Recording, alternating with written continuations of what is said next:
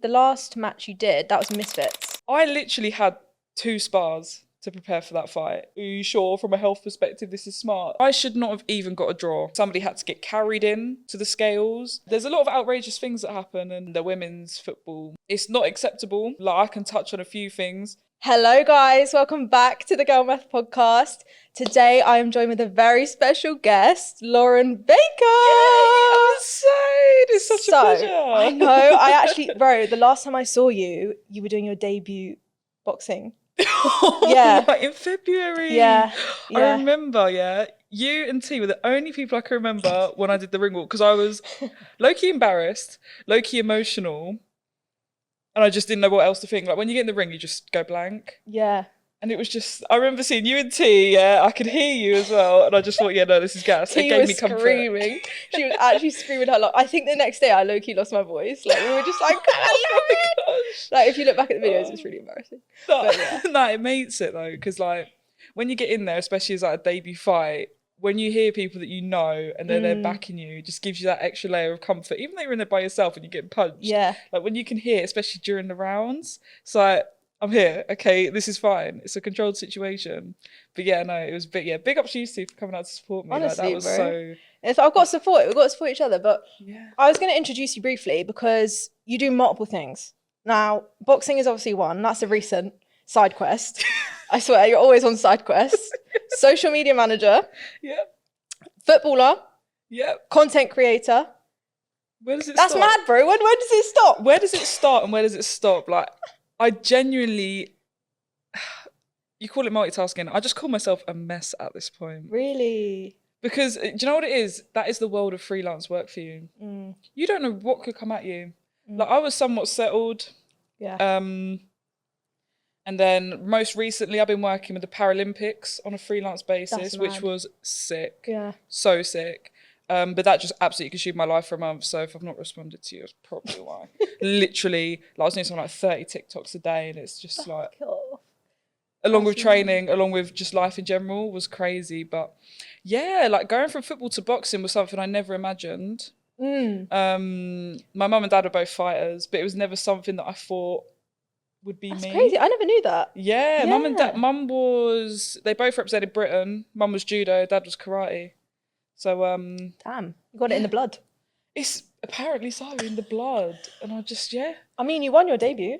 Did win my debut, which was great. It was a great experience, and like, I just got. If you've seen my documentary, you'll see I got teary after, because the camp I'm in is unreal. Like, it's a family, and there was things that happened fight week. Like, my coach, he didn't tell me until after the fight, but he'd had somebody close to him pass away. So when things like that, like, it's more than just boxing. Like, there's so much to it, and the reason I started boxing, it's. Everything just ties together just beautifully. Tell me what made you start then? What? So I basically was having a midlife crisis. Right. At the age of 20, 21, however old I was, must have been 20. Even 19 maybe. I don't know. Irrelevant. I'd basically realised that I probably didn't want to play football anymore. But at the same time as this, my mum had been diagnosed with cancer, breast cancer. So it was a very kind of emotional time, like, period of my life, because it was like, I didn't want to feel too much myself, because I didn't want, like, I felt like my attention should be going to mum and making sure she's okay, because she's going through something 10 times worse than me, even though football had been like a constant for me for years. Like, that's just who I was and what I did. Even when it comes to the content, like, I came up doing football, like, I'd film myself training and stuff, and people used to love it, because they'd steal some of the ideas, the drills and stuff, which I do want to get back into doing. And my mum's a physio, so she comes across a lot of special people, like really inspiring people. One of her patients is a soldier. Oh, wow. Like, a lot of these people, like, long term, they've watched me grow up as well, which is lovely. And one of her patients that she was seeing at the time, who she was kind of talking about my experiences to, was a boxing coach. And there you go. Exactly. There you go. So he was running this thing called Ultra White Collar Boxing, which is a charity event. And mum was like, why don't you give this a go? Because I was kind of missing a competitiveness, like, just the inner athlete in me was struggling. As soon as you hang the boots up, you're like, I think this is the same with any footballer ever though. The Like, they amount hang I've the heard boots about up. football, like, it's crazy. It comes with a lot of emotion. It does. And you don't, I think the problem is when you're playing football, you're in a bubble and you don't realise it. And once you step out of it, it's like there's a whole world. Like, you're an Alex Scott who retires and just smashes it in the media. But for everybody else, what do you do? And this is the same with the men as well. Yeah. What do you do? That's why I think you see a lot of people struggling mentally and stuff after playing, because there's nothing there unless you go down the route of coaching, or you end up on TV like Ian Wright and people like that, who is an absolute icon. But yeah, back to the boxer, I just said, yeah, I'll do it. And I absolutely just fell in love with it from there. And I put a tweet out because I wanted a more stable coach, because obviously these ultra white collar events, the coaches train everybody. They're not really one-to-one as much. So that's where I came across Luke, first coach I tried outside of where I started. And we've just become, he's That's like, great. I'm definitely like the little sister that you never wanted. But like our story, I feel like, I don't even think we're halfway through it. I don't really want to be boxing for too long, but I feel like there's a lot of exciting things to come. Really, I was going to ask you that, because obviously the last match you did, that was Misfits. Yeah. That is crazy. Because do you know what's crazy about that? Is when I first ever met you was at the Kingpin press night. Oh my gosh, yeah. Because I was supporting Daniela Hemsley. And I remember you saying, I really want to fight Misfits. Or you really want to get into boxing. I don't even know if you'd started by then, because I know you were doing the press. You were interviewing. I was doing media. Had I started by then? Because I remember she was like, yeah, she really, really wants it. And I was like, I can see her doing it, innit? But like, and then all of a sudden I was like, wow, man, you did it. You actually achieved it. That's crazy. And it was the craziest experience of my life. Like, I'm not even lying. You did that in such little time. It was a 6-week camp. That's mad. Technically 5, because that week of fight week, like. Yeah. And I got the call. I remember I was in Birmingham at another boxing event supporting a smaller event. And I got the call from my boss at the time, actually. And I was just pacing up and down like, what am I doing? I don't know what to do. Like, it's a big fight. Like, what? I was like, Luke, what am I doing here? Like, Luke originally was actually fully against me fighting, because he was like, it's not enough time to prepare. Your opponent is rated probably one of the best in the scene. Oh my God. Are you crazy? And I'm like, do you know what? We're going to do it. Because everybody around me was like, do it. Like, this could be a one opportunity. I literally had nothing to lose, apart from potentially my health, because it's 10 ounce gloves. And the biggest thing as well, and I completely get Luke's perspective, was the weight cut. Oh, yeah. Oh my goodness. And I think this is where kind of the stars aligned. The event was in Houston, 35-degree country. Because you had to travel abroad for that. That's crazy. And nobody told me when you travel, the water weight sticks on you a bit more as well. Really? So Juice will tell you, because Juice came out with me, and she's a whole other topic. Yeah, that woman. I will get into that. We will get into that. Anyway, that woman is just incredible. And I had her with me during fight week as well. Just the whole thing was amazing. My dad flew out and all sorts, because mum and Mia were busy, but having family there as well. And it was an interesting experience. Houston wasn't what I expected to be, but we didn't have that much time to be going out and about anyway. And I'm not joking. I think if it was a cold country, I might have had to really go to the depths, but everything just went really well. Yeah. It was just one of them things where I was like, smooth for no reason. Like, this could be a little bit of gossip, but definitely Twitter will eat this up. But my camp, I tweeted out the other day, you guys would not believe the truth about my last camp, and nobody was to blame for this.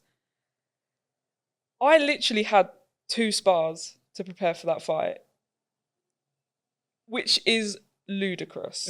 Like, that is actually, I'm not joking when I tell you, I'd say about 80 to 90% of my camp was spent on a treadmill. The whole thing, I should not have even got a draw. Mad. It was the epitome of, to be honest, if Misfits, which I will get onto, Misfits, great, like, hospitality by them all week, staff were amazing. If they would have found out like the truth about my camp in that sense, they probably would have been a bit like, are you sure from a health perspective this is smart? So the whole time, I was really just going off faith, to be honest. Mad. And trusting my coach. That's mad. I was not prepared, like the way I should have been. So to get the result I got and the respect I got after, like the whole thing was just perfect. At least you didn't lose in it. Didn't lose. Did not I was lose. on away turf. I did actually speak to my opponent after the fight. Absolutely lovely girl, Vampira is. Really lovely. Which now if we rematch, it's going to be a little bit different because one, she ain't going to be able to take me as seriously as she did in the sense of when we're doing our little face-to-faces. Because she knows but that's good idiot. sportsmanship at the end of it. Do you know what I mean? Definitely. You've got to mutually agree because you're all in the same sport. So you've got to respect each other in that grind because it's hard, bro. Yeah. Boxing is up there with one of the most, like, it's scary as well. Getting your first hit ever, like, was that scary? Oh, do you know what? Yeah. I've only been dropped once, and that's because Luke, my coach, basically just jabbed me in the liver with a pad, just out of pure violence. Because I wasn't Why not? working. We were working on, like, obviously defending the body, and I just wasn't. So you showed me why. But yeah, I've never been like put down in sparring. I've definitely the first hit to the face, it is more of a wakey, but I'm one of those, where I'm running off adrenaline. If I get punched, I'm like, oh, so this is what we're doing. And I will come back for you harder. Yeah. Something lights up in you. Yeah. Which is probably a bit of a sicko kind of thing to say, but so the hardest I got punched would be in sparring in the gym. One of the girls caught me nicely with 12-ounce gloves. And it was just, I was okay. My vision went a bit blotchy for like an hour or so and I was fine. Yeah. See that would terrify me because I'm like, I think I have a brain tumor every other day. I'd be like, bro, I'm going to die. Like, I'm fully going to have a brain hemorrhage. It is, no, and that's the other thing though, like, you do have to be careful as to how long you want to be in this sport, especially in the Misfit scene. Obviously, bare people take it seriously. But then there also is like the health implication side of things that you do need to think about. Because listen, like the brain damage, it's definitely like, it's irreversible. It's really. there. Yeah. And that's another reason why I'm like, I love it and I'll crack on with it and I'll like ride the wave while I can. But at the same token, when I feel I've had enough or I've succeeded or I've done what I've wanted to do within the sport, I'm happy to... Do you feel like it's kind of, I'll quit while I'm ahead? I'll quit while it's good? Or...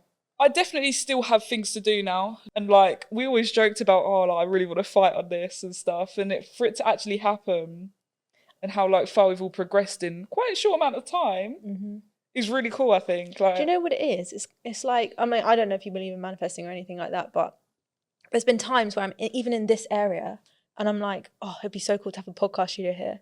And like when you're actually there and you're saying it, it's like you don't think much of it really, but because you're there, it makes it more real and more achievable. Like the more you talk into existence, things will happen. I really do believe in that as well. And that's something that Juice has been really like opening my eyes up to, more like spiritually, religiously, as well as manifesting. Yeah. My first session with Luke, he was obviously trying to get to know me and I said, I'd love to like potentially get platformed with Misfits one day, and he laughed at me. Mad. And then literally a year later, because I joined the gym around May, or it might have been June even. I think it was less than a year. I think I joined him around June or July the previous year. We got there. That's mad. Because he had Raxu in the gym as well, Miles and Ashley, who had Ashley I think had already been on it. So there was that influence around me there. I think also when you have people around you, it's like that is so much easier. So much easier. Yeah.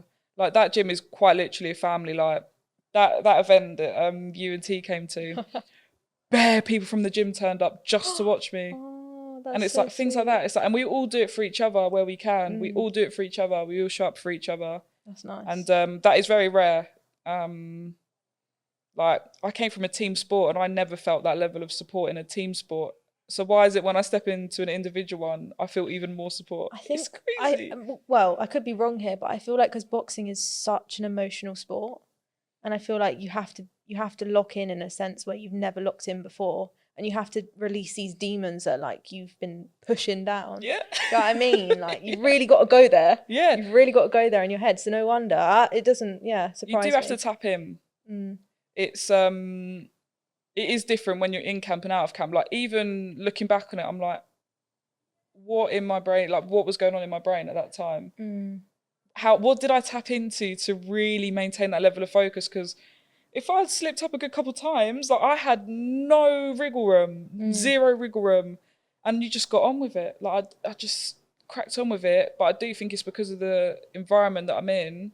Both coaches flying out, Juice there with me. My dad then came out. It was like, what got you through? Did you listen to like anything before? Was there any particular track or anything? to be fair, not really. There is some songs that kind of, I'm very situational with my music.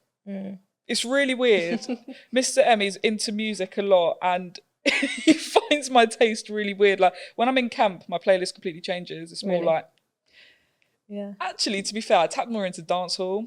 Really? Why my ring walks are of that, you know. I like to express the Jamaican side. Yeah. I can't lie, that's the littest ring walk I've ever seen. I've ever seen. Oh my gosh, if my next fight, is on a big stage in London, it's going to be Carnival 2.0. It's over. It's over. Actually over. It's lock off. It's over. Because that's just me and Juice. Like, imagine, even the one I did in Houston, the security guard got involved with us, which was sick. All fight week, he was like teasing that he was going to do it, wasn't going to do it. And he actually got involved and did it with us. But yeah, if that one was in the UK, done. Ring walk of the year. But yeah, I've got plans. Probably see myself stopping definitely before 30s. That's 9 years. That's fair enough. Yeah, the next few years I'll definitely do it because it's great for obviously health and fitness. But you've got to dedicate your whole time to it. It's mentality as well, which is what I wanted to get into, because you have to be a completely different like you have to completely zone in, and any little thing that anyone will say can get to you. And because that's what I learned from Danny. She was like, bro, I've just got to get in the zone. Because also Danny is going out with Akon, who's a jiu-jitsu. Yes, I've met them both. Lovely, absolutely lovely people, I literally love them. A couple goals, by the way. And I remember her saying, like, I've just got to be there for Akon. Like, any little thing, you just can't. You just got to leave them be. But, like, tell me about that experience, because what kind of what do you have to, what are you thinking about? Do you know what I mean? You low-key have to switch off. You have to go robotic mode. Really? Because with me, like, I love my food. Okay, so when I learned I had to cut weight, I just had to go into robotic mode. That would be the hardest thing for me. It was so hard, mixed with the amount of cardio I was having to do to get it off. But then again, I just did it. Thing is, what I don't get, right, when I'm looking at the weight cut, obviously you probably carb load the night before, right? No, you don't. If you're lucky, you can. I was on nothing. How? Like, I would be so weak. I'd be like, I'd just pass out the second I get on the ring. I'd KO the second I walk in. Do you know what it is? Like, once you're there and you're doing it, but I don't know if it's because I had amazing support around me. Like my partner now, I'll refer to him as Mr. M, Mr. Mystery, because he likes to stay low key. Yeah. He did my camp with me, so he was kind of trying. He wasn't fully doing all the exercise and stuff, but he'd come to the gym with me, eat the same as me.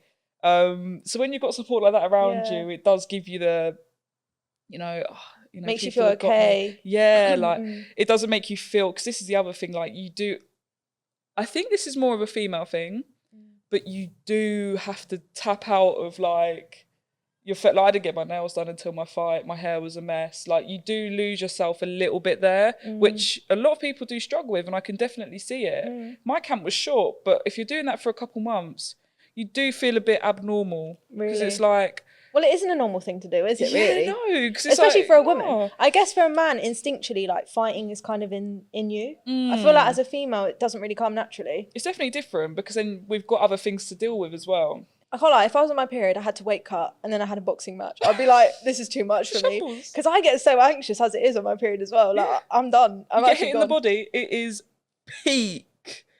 It's actually peak. So peak. But you have to just go through it.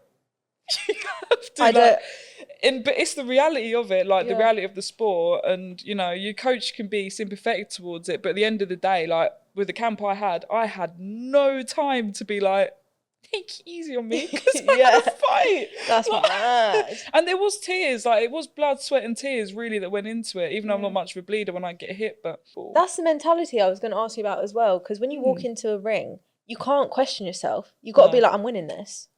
You like, have you got to hate the person? Like, I don't know. That is a really interesting thing, because during my fight week with Vampira, I knew she was off.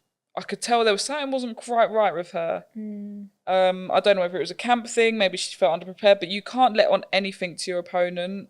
Obviously, being her, like, you can't give anything away. She tried in the press conference, because they do 2 face-offs, she tried these massive heels to cut, I don't know, maybe try and intimidate me with height, which I thought she was a lot taller than me. I think I ended up being taller than her, which was weird, so I didn't expect. But when you get in there, like before I get into the ring, if you watch my ring walk, it is a point of like, I just had to tell myself, let's do this. I do a lot of self-talk. And then when I'm in the fight, really and truly, I just zone out and listen to my coach. Okay. Because I think my previous kind of experience in sport in general really helped me through that. But yeah, it's easier if you have hatred for your opponent. It is so much easier, I think. Obviously, the fight you came and watched, that was a replacement on the day, so I didn't even get any build-up with her. I was going to ask that, because your opponent didn't even turn up. What happened there? I don't know how much I can say. Oh, God. She couldn't get into the country. Ooh. Drugs. And when I found out the reason, I remember the promoter called me up and he was like, I am so sorry. Because the fight was supposed to be in 10-ounce gloves as well, so I was gassed. I was like, I'm going to get a knockout. You know, for my debut, I'm going to like take the scene by storm. And then obviously the replacement happened, so we had to put 14s on, which are heavier gloves and they hurt less, basically, sparring gloves. That's an easy way to put it. I get a call and I'm sat there with my feet up. And I'm like, so what, is my fight cancelled? He's like, no, we've got a replacement for you. She's basically like a journeywoman. I'm just going to say it as it is, but basically she tried to into the country and got stopped in doing so.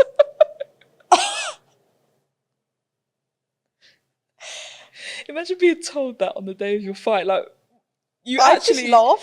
If it got cancelled, I would have been a little bit like triggered. But the fact they had a replacement, like, I found so much humour in that. That's funny. What are the chances? Why not shove it up asshole? Do you know what I mean? And also, why are you flying in on the day of the fight? Like, do you think this is a joke? True. What are you taking me for? Didn't take you serious. Like, but literally. Also, do they not test? I'll bleep it. Depends what promotion you're in. Ah. Right, I see. Misfits, oh my goodness. I got there, yeah. They flew me out a day early. Misfits are on it. They do an MRI. Like, the welfare, like, everybody is good. That's good. Which was something that was really kind of, hello. Nice to see. I had to get my blood taken. I remember 8 o'clock in the morning, which I hate it, by the way. Like, needles here. It's this part of my arm, like, I just bug out at it. I'm like, don't touch me, don't do anything. But yeah, I can't say that's the same for all promotions, and that's all I'm going to say. Mad. So yeah. That's good, though, that they do that. Misfits are bang on. The staff were lovely. The security, all really nice. Like, there was no complaints from me on fight week at all. Obviously, where I'd done the interviews and stuff, like, there was a lot of friendly faces because I've been at the events. Like, I know, you know, X, Y, and Z. But to actually be one of the fighters and be on the other end of it, like, they just treat you so great out there. You must feel a sense of peace when you're on that side because you kind of already know what's going to happen. And And I wasn't like unfamiliar with everybody. Yeah. Which obviously wasn't that intimidating because I knew, even though I didn't know people, I knew like what their job roles were and like if I needed help, I kind of knew where to go to straight away. And yeah, it was a great experience. Weigh-in morning was a moment.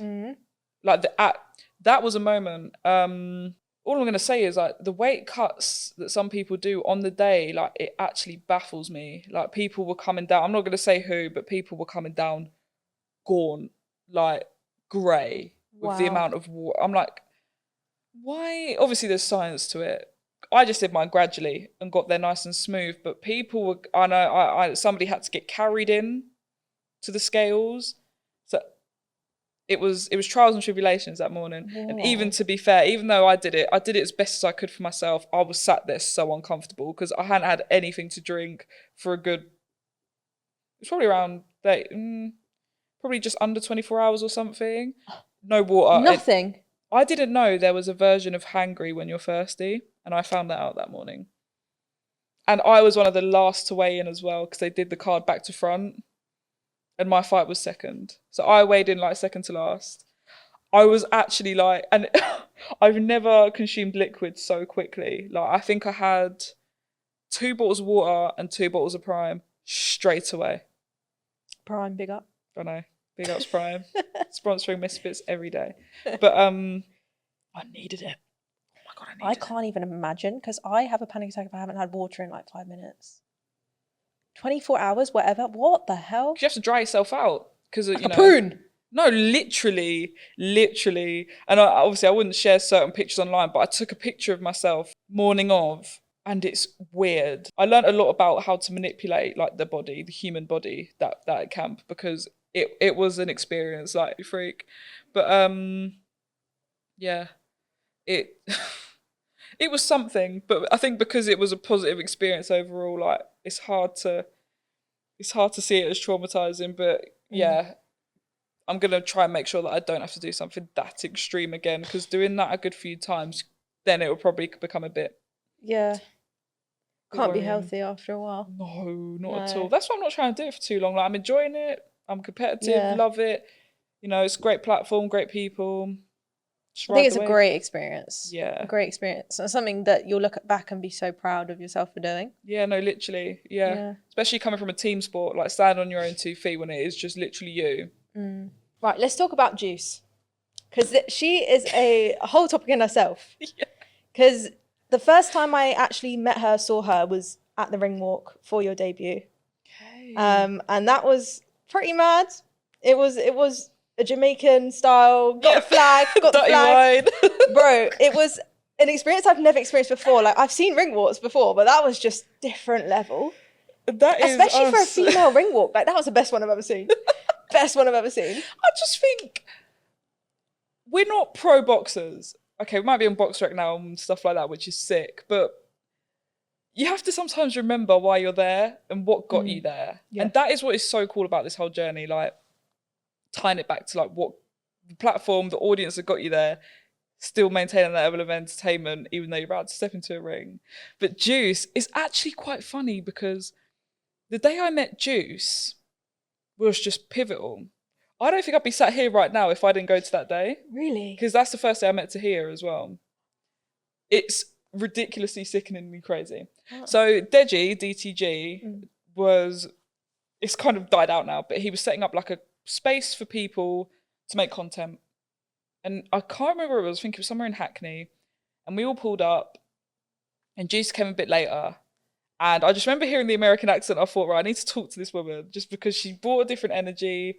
And I just went over to her, and I was telling her about, I had a little podcast at the time, and she said she'd come on it and be a guest. And then we went out for food after to Chinatown, and we basically were like sisters from the off. And that ring walk, we didn't do any practice. I just played it to her once, and she was like, okay. I didn't know what was going on. It was bringing the energy. She flew up them stairs. Bro, I said, I need to hurry up. You didn't need any fire. You didn't need anything. All you needed was Juice. Like, all you needed was her. And that is the moral of the story. Every time. And she's doing so well at the moment. So well. She just hit 100K the other day. And like, you would know a lot about this as well. A lot of people just give up and buy their followers. Really? They just, I know, like, especially in the Misfits scene, but I'm not going to say too much because I'm not trying to out people. But in a lot of the spaces I've been in, people just kind of give up and just buy followers, bot followers, bot likes. I don't buy followers, by the way, guys. Oh, no. We can tell you're organic, but... Well, we can tell, guys. I got 1,000 followers. No, but like, you can tell like by your views, like people, you've got genuine fans of your content. Do you know what I mean? You've got genuine supporters. We've got community, yeah. And when people buy their followers, it's obvious. It's so obvious, but they'll still get the opportunities that people with the same amount of followers that are organic get sometimes, and that's where it's a bit frustrating. But anyway, seeing Juice hit like 100K and the journey she's been on, the organic journey she's been on, like, it's just mad inspiring, because she will always give back, especially to people she loves. Like, she has, obviously, I'm a lot smaller than her account-wise and stature-wise, but the amount of time she's put into me, like even flying out to Houston with me, being there for me in fight week, like these are things that she just didn't have to do. I think it's really hard to be self-made, because you are self-made. It's really hard to be self-made and just keep going and not be a nepo baby. It's true. Basically. No, it's actually so true. Like, because you're literally just riding your own wave, and you don't have guidance sometimes. You've especially got to in this back day and yourself age. in every corner. You have to. It's crazy. You have to. Like, there was days where I'd set up a camera And this was a huge milestone for me as, you know, because where obviously I was coming out of my shell a bit. I went to Chelsea football ground, stuck a camera up because I usually have a camera person with me or something. Did it by myself. See? And I thought, that's it. Like, I'm getting there. You take yourself to the grave, mate. Yeah, you actually have to. Yeah. Like, vlogging, I remember doing a vlog out in public once. Like, it's things like that that you have to do. You have to get over that hurdle. Yeah. You really do. And this is a hurdle. Yeah. It's a hill. See, I can't imagine doing public videos because I've seen the ones where you're outside the football stadium, West Ham, right? Yeah, I love West Ham. That's my favourite ground to do. Yeah. I love that style of content, but me, I could not do that. I feel like I just get so scared. No, it's true. To be fair, there's a company called For The Badge that I work with, and they have runners who will go and grab the fans who want to do it and bring them to you. Because the hardest bit for me when it comes to that content is getting the people. Yep. It drains me. Like, it actually drains me. And I'll get to a point where I'm like, soon you'll have a team. You'll have a team soon. You can do all this again. Do you know what? If I had a team to do that, I'd be there every week. Yeah, literally. Same with this. Same with this. Well, I am here every week, but you know what I mean. But yeah, I don't know whether it's like a thing where I get overstimulated or I just... It's a busy environment as well, and it's a stressful experience, I think, going to football matches. You get rejected more time than people actually want to come on the camera and like answer a few questions that you want to ask about the game or whatever. Yeah. And it is quite draining. Like, it's really difficult. I don't know if that's just a personality thing for me, but all of these things, like when I see people get to the top in their content creation or whatever, like, even though I'm in a different realm, when it comes to certain things, you just have to take your hat off to people. Yeah. You know, and Juice is a prime example. Like, she just cracks on with things. She kept going. And she was herself. Yeah. That's all you need at the end of the day, because like, you can only really put on a persona for so long. Yeah. Do you know what I mean? Like, I got to a point where I was like, I think when I first ever started YouTube, I was never really trying to be someone I wasn't. Like, I always felt like, because I have the worst social battery. Like, I could probably do 2 hours of speaking right now, and then I'll be like, right, I'm off to bed for like the next 12 days. So I always found that being fake just did not give me energy at all, and I just come home drained. So. No, it's true. And I always think eventually, like, people's true colours will show. And the audience that you've built up being your alter ego, where does it go? Well, the thing is that, like, the content industry is it can be... The choice of words here is very specific. It can be interesting. Because you meet some people that you may see online and meet them in person. You're like, oh my God. Like, I'm not going to bait anyone out, but like, there are people like that, and it baffles me. And sometimes I think we make the wrong people famous. Oh, I've got no words on this matter, but absolutely. Do you know what I'm saying? Like, absolutely. And that's why when I see good people doing well, it brings me joy, because but it's rare. Unfortunately, it's so rare. It's rare. It's so really rare. You either have to do something outrageous like your speeds and your Kaisenats, or you just keep grinding. I think if you keep grinding, you'll get there, because I think hard work pays off at the end of the day. 100%. But I think too many people give up too quick, and that's the problem. That is a huge problem, especially with podcasts. I've realised, like, people, and I'm actually guilty of this, by the way. People will do. It's usually around episode 5. Really? How many start-up podcasts have you seen? Yeah, people are like, I'm starting a podcast, guys, and they don't make it past the first episode. That was me and T. We made a podcast together called Bit Rude, and it never got past It never got past the first episode. Oh my gosh! But this is what I mean. Like, when you get to this point, and you actually need to big up yourself for a second. We're in a whole studio here, and you started what, in your bedroom with a microphone? Well, what's crazy is I've had 3 podcasts fail before this one. I fail. I mean, like, developed, I guess you could say. And this one, I just feel like I've really found my feet. But I think when you're self-made, like I said, it takes such a journey to get to where you can find out, because I'm not a quick learner. Like, I'm very slow. So over the years, like, you may come in here and think, oh wow, this is amazing, but like, the camera, that was like years of saving, and then like the lights I've had since that was the first podcast. I mean, like, the little lights, but like, it's real. I'm still gonna keep it real. Do you know what I mean? At the end of the day, like, and it's just like a memory, like a museum to me. I don't know. No, it's actually unreal. Yeah. Like, it's actually unreal, and we need more people like you doing these types of things. Well, because I think what's hard about starting a podcast is, like, you have to kind of make a podcast if you're already someone. It's really hard to make a podcast when you come out of, like, you're no one. Does that make sense? Because like a lot of existing content creators, they make a podcast, it bangs.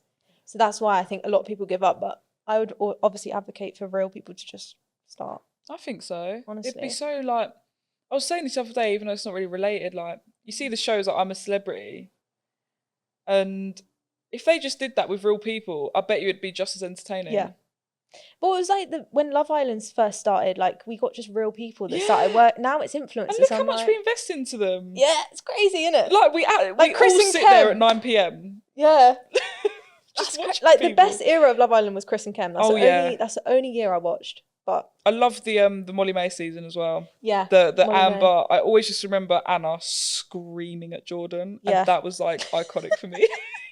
I've not actually watched it since. It's quite bad, but it is what it is. I mean, they choose influencers now, so I would like to see more real people. You know, I agree. Getting platformed, because it does become very concentrated with a lot of fakeness, and I think that's where lines can be blurred with a lot of different things. Strings can be pulled and it might not even be real. So yeah, and that is one thing I love about boxing, because you just get in there, you're by yourself. It's real, and you're just punching it out. It's who's worked hard enough, who, you know, you might land a lucky punch or whatever, but that is real. Bro, I don't know if I'm real, right? But I don't know if I can handle that amount of real, because I cry. I cry if someone's too real with me. Do you know what I mean? Someone's a bit too real with you that they punch you in the face. Yeah. On a big stage. There's being real with me, and then there's being real. Like, I don't know. I couldn't. No, see, I find comfort in it, weirdly, because of the football and the amount of rubbish I had to put up with, quite frankly. And it's not just me. We don't have that much time to speak on everything. Okay. And I won't, because some of it is quite controversial and, you know, we want to keep a clean image. But some of the stuff you have to put up with, it gets a lot of the deadwood from the men's game.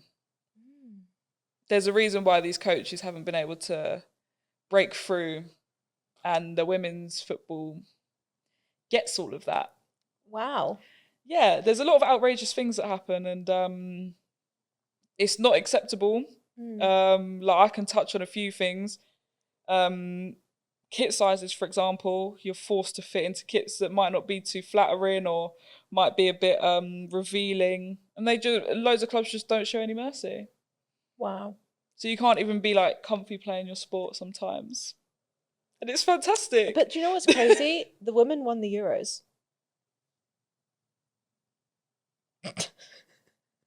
This is what I mean. Like, imagine what women could do if they felt even more comfortable. We'd be winning the World Cup next. Mm-hmm. Do you know what I mean? Mm-hmm. And even like, there's some controversies that have happened that you guys can do your research on them. I'm not going to speak on them because I don't want to, you know, come across X, Y, and Z. But it's very shocking. And coming into boxing, because I'm not even that much of a control freak in that sense. Like, if somebody I know does a good job, I'll be like, yeah, just go for it. Do you know what I mean? Even if it was something to do with me. When it comes to the boxing, there's so much more comfort when it's you and your coach, rather than you and 10 other people, and 5 of them might have been out partying the night before. Yeah. And then you just lost the cup final.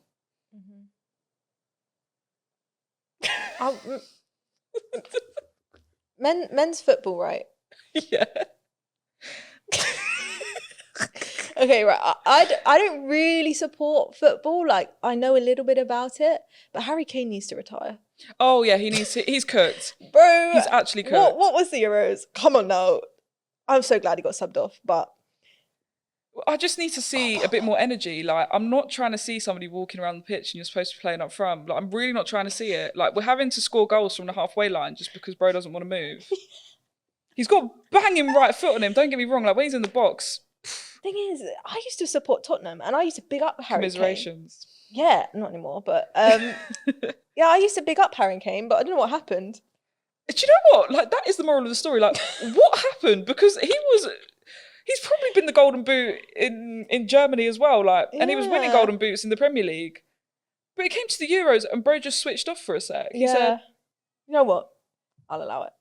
Who do you support? Chelsea. Oh, big up. It's sad times at the moment. Is it? Fun fact, yeah. So my family are West Ham fans. And yeah, literally, I actually love it there. I'm not even going to hide the fact that I love it there, because that is proper fans. That is, we might not win today, but I'm here for it. Yeah. Like, and I love that. Yeah. Like, I love the atmosphere, love interviewing outside the stadium, and I've been in it. And every year, for like probably the past 8 years, maybe even longer, since Upton Park, I've gone to the West Ham v Chelsea fixture because we can get the tickets. Because trying to get tickets at Chelsea, Yeah. no, it's not going to happen, even if it's against Bournemouth. Like, good luck. Really? Yeah, it's long, unless you know somebody. And I'd never seen Chelsea win. And yesterday, the one day I don't go, they win 3-0. No. So make it make sense. Maybe it's you. Maybe it is me, because my cousins, who are the West Ham fans, they always call me like the lucky mascot, because when we go to the game, chances are like Chelsea probably aren't going to get 3 points, because they haven't every time I've been there. Yeah. One time I don't go, they flip and win, but here we are. Doesn't Saka play for Chelsea? Okay. The comments are going wild right now. No. And for that instance, we should probably change the topic of conversation. He plays for Arsenal. Oh, sorry. National treasure. Guys, okay. see. I can see the comments already. Women should not be talking about football. Maybe I shouldn't put that in. Microphones. No, because he's my favourite player. I guess because they wear red. Chelsea wear red. Do they not? No, it's blue. Guys, wait. Is it blue? Yeah, it's blue, isn't it? Yeah, you could give blue. her opposite. Tottenham's white. Oh, away kit's blue. There we go, guys. Fantastic. Ex-Tottenham fan. Knows the kit colours. Okay, I'll shut up. But moving on from football. Yeah, literally. What do you find hardest about making? Is it making the content or is it editing the content? For me, because I've gone through so many identity crises, I think where I've gone from doing drills to football interviews to then the boxing, which you do have to spend a lot of time on. I'm like, what is my content? Like, what is it? And I think I'm still trying to figure that out. I think that's normal because you change as a person anyway. Do you know what I mean? Like, I think it's hard to stick to one thing, and especially when you're good at multiple things. That's not what many people can do. And I think because everyone's like, pick a niche. But at the end of the day, it's really hard to pick a niche when I personally get bored of one thing after a while and I want to like switch it up. And I'm like, I'm not just one thing. Do you know what I mean? I'm a flipping music video director at one point. Do you know what I mean? So it's just like, I think it's normal to have an identity crisis because I've had 3 different podcasts, guys, and I've been different in each one. So, but yeah, I think normalizing that is actually quite healthy because it's also normal to get bored of the content you're creating. Mm-hmm. So then what do you do after that? Obviously, when I'm making content with Juice, it's easy because we're quite literally just filming our lives. I think if you just be you never really get bored. No, exactly, exactly. You've done some bits. Right? Random bits, side quests, but I love it. I'm here for it. Honestly, I'm here for it. I was watching YouTube one day and I was like, there's Lauren. Oh no. There's multiple videos, but one of them that stood out to me was Niko and Omilana. Yeah. I was like, that's mad. What was it? What were you doing? Match it was like giving secret to the person, I think. Yeah. Unreal. It was one of his first videos of his new, you know, the series he's doing where he would just have people and he'll match the dish to them or the secret to them. And I was one of the first on that. And it was actually so jokes. Really? It was so jokes. Like, one of the guys made a mistake in it because you're not supposed to... He'll say what he thinks your statement is. And you're not supposed to tell him. You're just supposed to let him guess. And then we tell him at the end, see if he's got it right. One of the guys messed up and was like, well, no, it wasn't me. I love that concept, though, of that video. Yeah. It was so good. And it was just so unserious the whole time. Like, the casting for that was so good because we were all like, you had the extreme guy on the end and he was just trying to keep a straight face the whole time. And when he cracked, it was just jokes. I really rate Niko and Milana. Like, just for what he stands for, and I just know he's a good person, like a nice person. He is probably one of the nicest guys I've met in that world, yeah. Really nice, really welcoming. He's very sharp. So like he will try and catch you out and stuff, which is something that's actually crazy. Like it's genuinely like, wow. Takes skill. Yeah. It's actual skill. And like, yeah, it's so good to see him thrive because no, he's genuinely like, he's a really nice person. I've not had any bad stories about him. My experiences with him have just been like bang on each time. There was a video of him and he gave more money to this person because he needed a fridge or something, and I was like, that actually made me cry. Like, I know he does so much off camera and on camera, and it's just, I love when people aren't just doing it for the video. And I can tell he just does it because he's got a good heart. Definitely. He's definitely a pioneer in this world though as well. Like, some of his concepts, some of them are crazy. Yeah. But some of them are just so well thought out, so creative. And yeah, he's mastered what he's trying to do, I think. He's mastered YouTube. He's lovely with it too. Like, he's genuinely a nice person. Works with so many just normal people as well. Like, look how many people that he's platformed on his channel that are in the creative arts, or you know, how many opportunities that they give out just like willingly, just to, you know, help people. And whenever I've seen him, I was involved in a video with AJ as well. Whenever I see him out on events, like, they always come over and acknowledge you as well. Oh, that's nice. It's, they're very, very just nice people. Yeah. It's rare. I think it's really rare in this industry. 100%. You'd be so surprised. Like, well, actually, I won't say my experience, but it's a whole lot of bleeping. You know what I mean? Like, do I or don't I? No. But don't get me wrong, I've been in rooms where, because I don't have a lot of following, it's like, fuck off.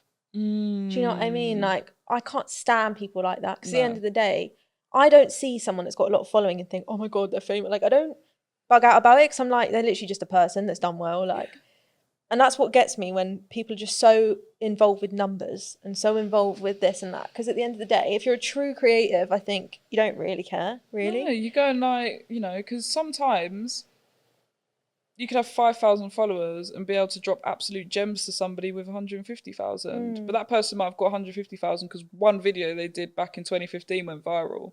The thing is, like, you just should never give up just because of numbers. And 100%. If you're listening, don't give up.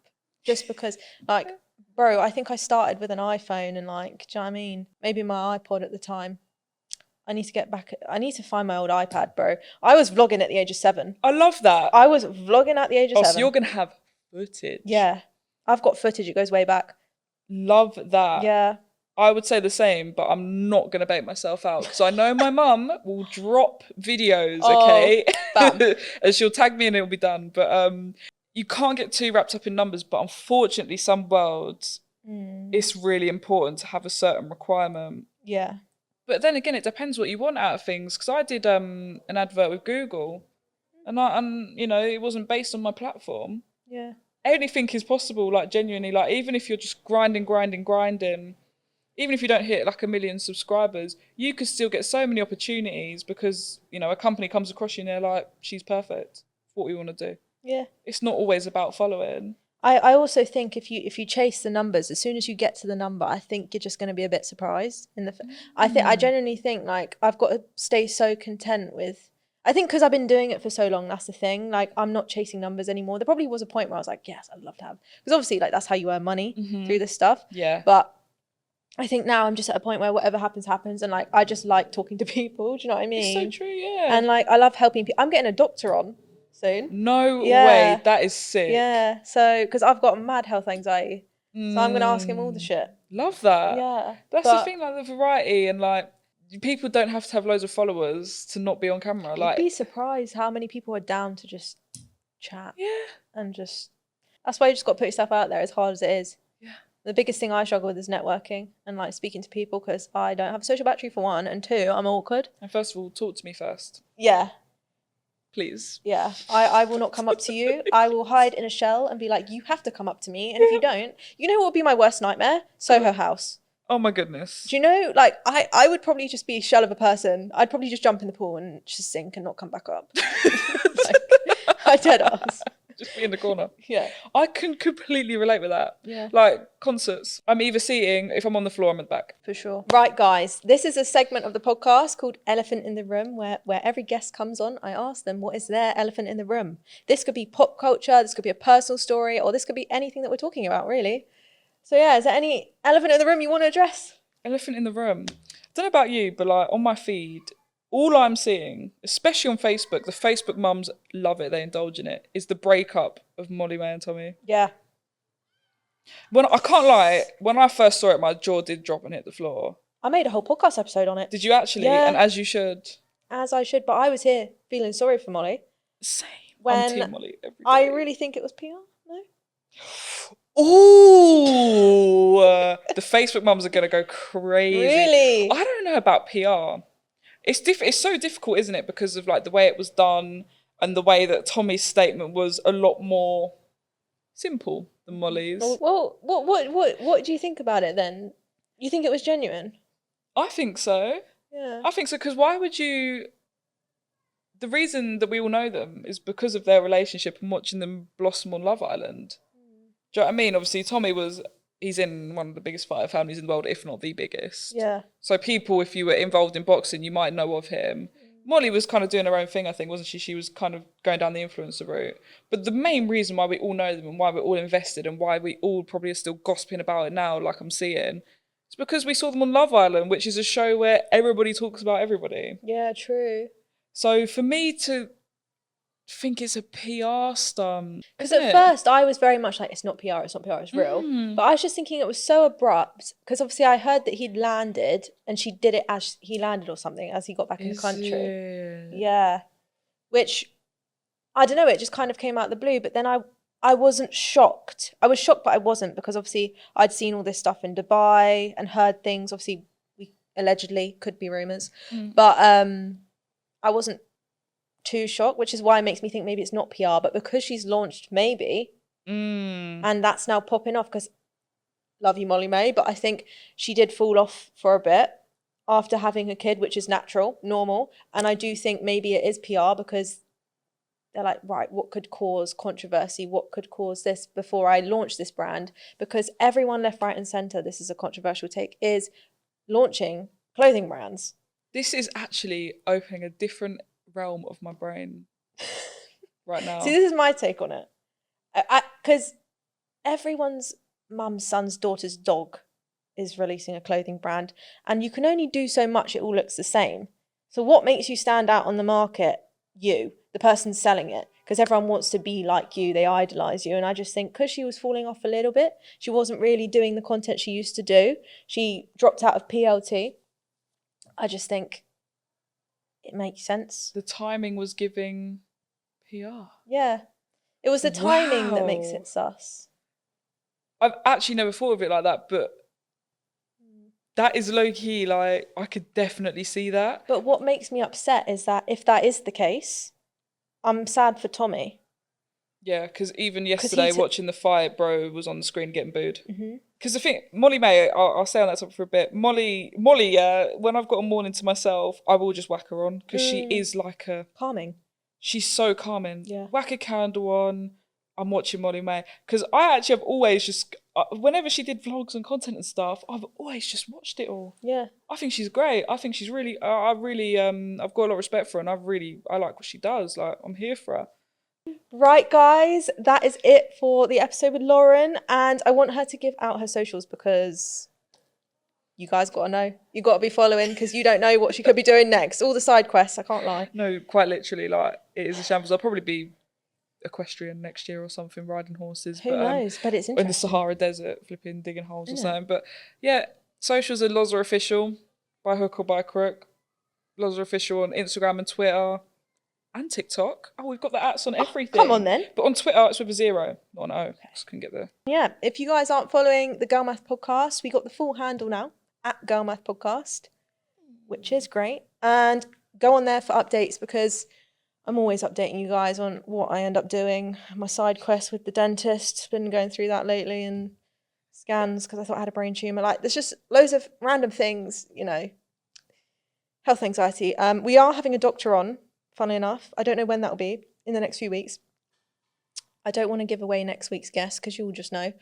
But other than that, I hope you have a good weekend, good Sunday.